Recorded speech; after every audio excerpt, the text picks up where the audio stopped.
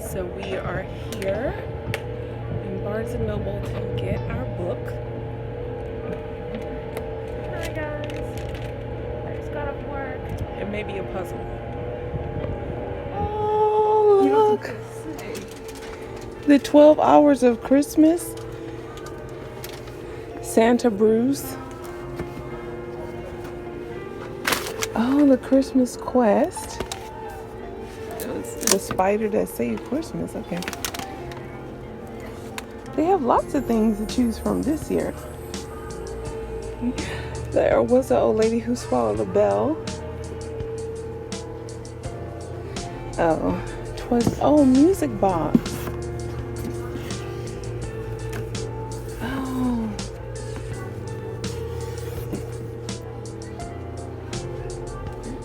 Oh, we were gonna get this one last year. Okay, let me see what this one. By Jen Bailey, illustrated by B. Jackson. The 12 Hours of Christmas. Ooh, the illustrations are really pretty.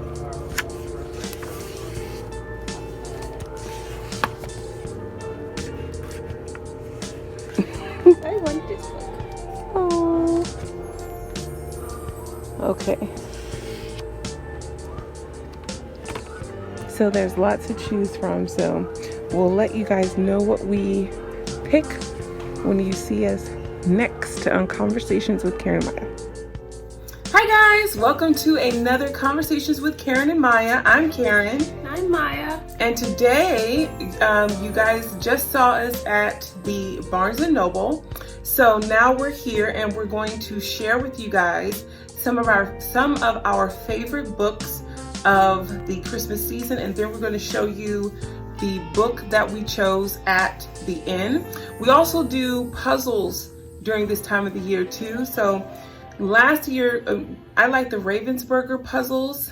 If anybody has any other puzzle suggestions, I like the Ravensburger puzzles because they snap together. But this year, and we always try to choose a 1,000-piece puzzle.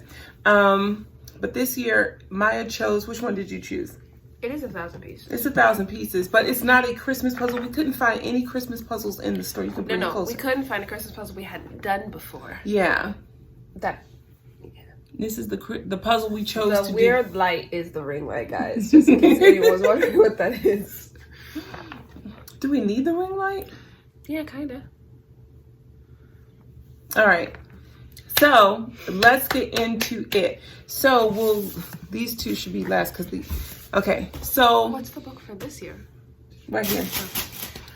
So how many? So one thing that made me start collecting books was I'm just a huge avid reader, and I like stories. And I'm a person who enjoys what do you call those, autobiographies and whatnot, and just fun stories and whatnot.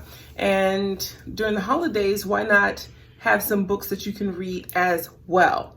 And so some of our books, they're from old libraries, from wherever we were stationed, and then some are from the ones that we collected over the years. So, and growing up, we had a lot of books about the holidays and stuff, and both my parents were really into reading and that sort of thing. And so, I came from that family where during the summertime, my mom would say, you could either go outside and go outside and play, or you're going to stay inside and read a book. So it's like, I would always I would go outside and then end up inside reading a book. So, or if you were like the nerdy children that mother created, you would go outside with the book and then read the book outside. Yes. So let's get into it. So our first book. That's the first. It was on the first book in the stack. So this is What Can I Give Him? I thought this was a really cute book. We bought this. Ooh, you can actually look at the copyright and cheat. It probably didn't come out the same year. The copyright's not gonna help you. So the copyright is 1988. That's not when we bought it. But I think I bought the book in 2004. And you have a little thing right here. Maybe it says the year. Yeah. So I don't know where you would buy this book now, but I think I bought this in like 2004. I didn't buy it from Amazon. I bought it in a store. You said you don't know where you would Oh, get it. maybe on Amazon you would get this book now. Or it's not a Scholastic book, but sometimes you can go to the corporation on the book and they have their books that you can buy. But I don't know what that corporation is. It's based on a poem, it says. So you're supposed to give them a little brief information. So the book is like basically the synopsis of the book is basically it's a story. A little girl, her grandfather's telling her the story and whatnot, and it's just a really sweet book. It's a parallel between two things. So the little girl, her grandpa's reading her a story, and then the story's on this side of the page. Yeah, it's a really sweet book, and so this is one of the older books that we have. You go next. You want Toot and Puddle. Okay, guys, and so no one has ever heard of this book before. And so I will be the first to give you a synopsis. It's about this guy, and he's really jealous of a lot of people. He's a little salty that he is just not like the other people down the thing. And so instead of, trying to just fit in or anything, he decides to go on his own path. And his own path is to take Christmas from all the Who's down in Whoville. And you have to kind of give him some sympathy, because in his defense, to him, the Who's are very loud, they're very destructive, and they're really annoying. And so he is completely he's in his right. But at the end of the book, he decides that, it was kind of cruel to take their Christmas away because he didn't have a Christmas, But yeah, you guys have never heard of this book before. How the Grinch Stole Christmas. Then we have this old book. So old that it has the plastic paper. Yeah. Plastic on the paper. I got this from a school library when we were stationed in Lodgesfield. It doesn't have the date on it. To give them where Lodgesfield is. We were stationed in the Azores, and in what country? It belongs to Portugal, and so it's one of the Azorian islands. We were on the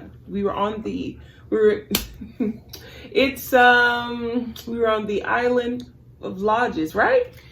It's Lodges, right? It is a part of the Azorian Islands, and one of the islands has a base called Lodgesfield that we lived on. The second largest. The second largest. And so there they had the Department of Defense schools, and the librarian there was giving away free books, and this is one of the books that I took. And it's a story about a young boy, old man, and him sharing how he grew up and how they celebrated Christmas. So it's a sweet story, and I just keep the book, and and it's really old. So we take really good care of our books. This one is just really old, and it was really old when we got it. So, and this story I think is based in the Netherlands. So, Eric and the Christmas Horse. It's a really cute book. I guess I go next. Mm-hmm. You can't stop it. No. Stop it. All right. So I haven't read this book in a minute, so I'll probably have to do it this holiday. You can put it up. And it is Toot and Puddle, Let It Snow. For the life of me, I cannot remember the synopsis of the book. It's two best friends. Haha. That's why I wanted to with the next book. It's two best friends, and they just talk about how they celebrate the holidays together. That's pretty much most of their books. They're actually kind of cute. They're two little piglets. Mm-hmm. That wasn't my book. It wasn't, because she wouldn't give me the name. Mine is An Orange for Frankie. This is by Patricia Polacco. And I remember in one of the videos I was talking about how oranges are really, back in the day, were super expensive. St. Nicholas. And my mom put an orange in our stocking too. And then when I found this book, I just thought it was just a nice, lovely book. I got this book from Barnes and Noble. If anybody is interested in this book, I don't know if they have it this year because I didn't see it up there, but it's a really good read. Frankie is the youngest of, I think, 8 siblings in this book. It's actually a true story. And it's actually Patricia Polacco's, I think he was Patricia Polacco's uncle or something like that, somewhere around there. But you have to read the story to find out. But it's a lovely, true story. You didn't even... It's about what happened to Frankie's orange. Thank you. Because it's kind of important. It's called An Orange for Frankie. Oh, okay. So, everyone, this is Mother's favorite Christmas movie. It is the McDonald movie that we mentioned in the Traditions of the Logan Family video last week, I think. Watching Ivy. Ivy, why? This is the story of Ivy and that little abracadabra, the little owl, which you guys just have to see the picture of the owl because it's very important. Where's the owl? One with just the owl, just the owl, just the owl. Oh my goodness, you're really going to show them the picture of the owl? I actually already found the owl. I'm just trying to get a bigger picture of the owl. You're not going to get a bigger picture. I might. Nope. I might. Oh, okay. So the owl is just like a regular owl, that little guy. But it's supposed to be a toy. He was a toy. Yes, he was a toy. And the girl was really scared of going into inventory, but he was like, inventory is the best place ever, the way he describes it. Anyone would want to go to inventory. Nobody would want to go to inventory. All right, so next up, I'm sure no one has ever heard of this story. Oh, don't steal my line. Charlie Brown Christmas. So we got this book. It was a commemorative book a couple of years ago. And yeah, so I like the way they did it. It did have something on it, but I can't remember what it had to cover it. But obviously, and it came with a CD of music. When we watch the movie, we usually, me and my sister will read the book along with it because I like how the drawing is so much. What are you looking for? It's so much like, no, the Grinch had a CD. This one, yeah, this is the back. I'm trying to show them something. The pictures are so, They so look beautiful. just like the movie. Mm-hmm. So we usually follow along. I love how she just took the book out of my hands. Because I think I was explaining it. Okay, I'm going to do this book. Okay, guys. So I have this one at the library too. This is called Clyde the Dog. Claude the dog. Claude? Mm-hmm. Okay, I've been calling him Clyde my entire life. And it's a story about Claude, who is sharing his little sad story and getting somebody. Claude? Yes, Claude. Okay, I'm just gonna kind of summarize the synopsis. Claude has used his story. It's my story. Claude gets a lot of Christmas gifts during the Christmas season because he is a very beloved family dog. And then there is Bummer and Bummer. The very fact that they named the other dog Bummer. Bummer is a dog that doesn't have a home. And Bummer appears after Christmas, and Claude, he says, basically, like, Claude is playing with, like, a toy, and Bummer was like, I've never had a toy before. And then Claude ends up being very, all of his things to the other dog, which is not a bad thing. No, and then at the end, he has a really good reason for doing all of this. Don't tell them the end of the story. Didn't. I said it was a really good reason. It's kind of like a really cute type drawing story. Yeah. Claude the dog. One of my favorites, The Snowy Day. Now, it's not actually about Christmas, Yeah, I did notice. but you can, this is a book that I leave out even in January because it's supposed to represent winter time and whatnot. But Well, technically, if you were on the other side of the equator, this could be a summer book too. For our summer, because it's their winter. Right. It's But the it doesn't cutest little book. It doesn't have a Christmas tree in the entire book. It's just about snow. Yeah, but it's a nice little book. Also, Ezra Jack Keats, by the way, when he made all of his designs, he used cutout paper.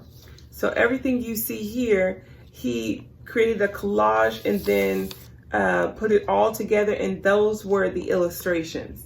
So it's really neat how he created his own illustrations by cutting out pieces of paper and putting them all together.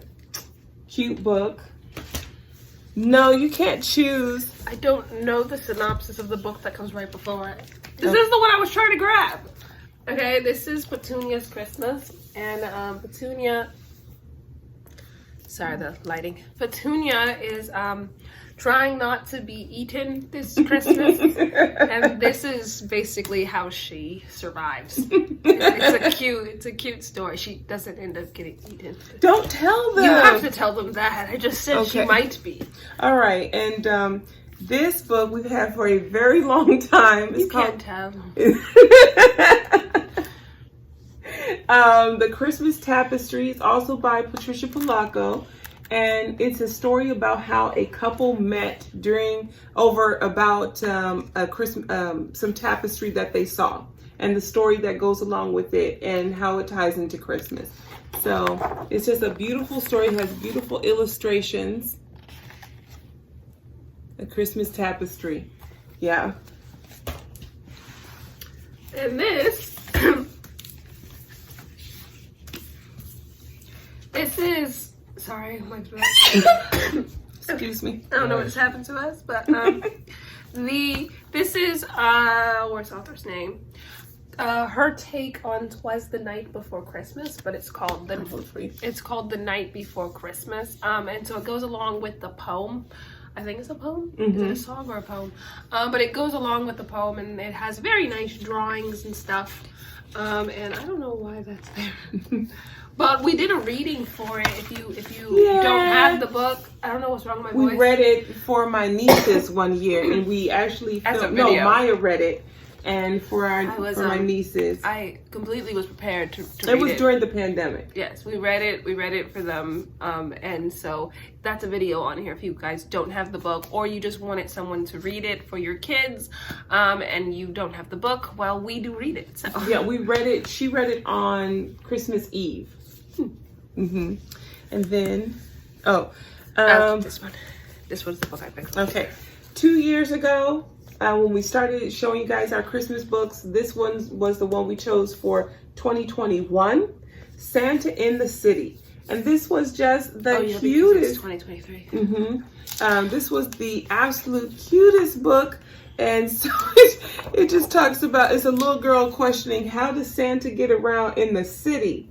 And she asks everybody she comes in contact with, and they all give her different reasons how they know Santa is coming to the city. Are there kids that are giving this suggestion? Kids, other kids, and grown-ups as well. It's just the cutest book. I didn't see it out there this year though. But, and it says, nothing stops Santa from coming to town. It came from Barnes & Noble. This came from Barnes & Noble.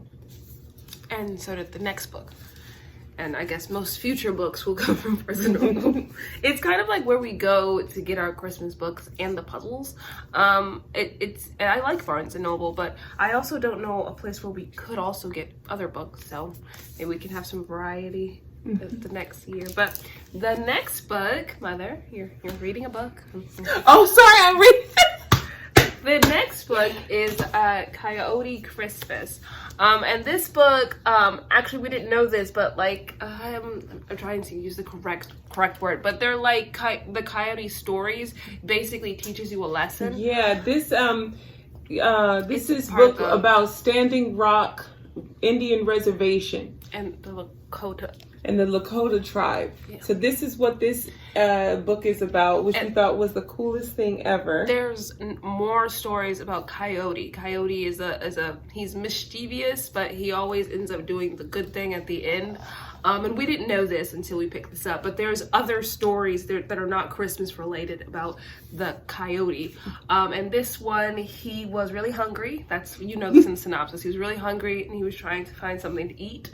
And he decided to pretend to be Santa Claus. This book is written by S.D. Nelson, and he's a member of the Standing Rock Sioux tribe in the Dakotas. So that's one reason why we chose this one last year. We thought it was really cool. And dun dun dun dun! The book that we chose. The book that we chose for our book this year was, you probably saw, I got attached to it almost immediately, was dun, dun, dun, dun, The 12 Hours of Christmas. You can't read backwards. I can't. The 12 Hours of Christmas. It was so cute and so colorful. And I love the collaboration. I did. I just thought it was the cutest book ever. Just the cutest book ever. The illustrations are absolutely gorgeous. I just think the illustrator just did it. I mean, the book is good itself, but the illustrations are gorgeous. Just absolutely gorgeous. They're very lifelike. Very lifelike, right? And you're supposed to give them a brief synopsis. Okay, so it's 12 hours. The little girl is giving you 12 hours of what's happening as she goes through 12 hours before Christmas. You're now giving spoilers at this point. So, yes. So we thought we would share this, guys, with you all of our favorite books for the holiday in order to encourage you guys to go out. Oh, wait, we didn't explain why we picked this puzzle. Oh, why did we pick the puzzle? We picked it because we couldn't find any Christmas ones, so we we're trying to find something that we wouldn't mind staring at for hours upon hours on end. And that will be on the table until Christmas. Yes, and sometimes the puzzle stays there until January, but that's because we usually have 2 1,000-piece puzzles, but this year we only have the one. And we thought later that we should have got a 1,500 piece puzzle. But we decided to go with it because it kind of reminded us of our business. Herbs and all the spices and all of that. We just thought it was so neat. And so we realized we're going to get this one because I don't mind staring at that for hours. And plus, we like difficulty in our puzzles and we like trying to figure out where the pieces go. We're going to start this today. We are. Yes, I am, because I've been waiting for... you can't start it without me. That doesn't happen. Well, I was doing tell her in the comments. You cannot start a puzzle that someone else purchased. Yes, I can. Without them. Yes, I can. Yes, I do all the hard parts of the puzzle anyway, so. That's what she thinks. I start the edge. I do the skylines. Yeah. She does the edges. And then it just rises from there. And also the fun part is if you have a lot of people coming over or whatnot, then they can sit there and add pieces of the puzzle just as long as they don't mess up your favorite stack. You know, but yes, they can. Anyway, thank you guys so much for watching. This was so much fun. Oh, and thanks Barnes & Noble for having the books that we needed. Please sponsor us. I'm kidding. We do this every year. Kidding, not kidding. Yeah. We do this every year. Yeah, Barnes & Noble. Okay, so we will see you guys in the next one. Let us know what you think in the comments below. We'll see you guys next time. Bye.